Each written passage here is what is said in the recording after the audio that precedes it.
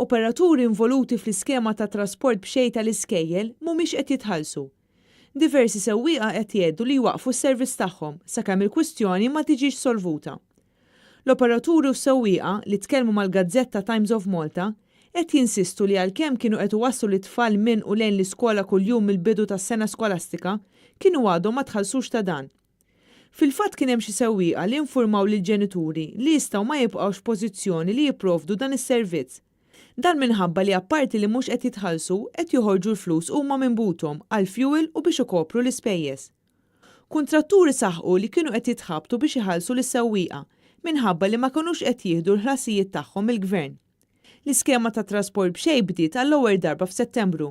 Ripetutament kien hemm diversi rapporti dwar din l-iskema bil-ġenituri u l-iskejjel jirrimarkaw ċerti nuqqasijiet.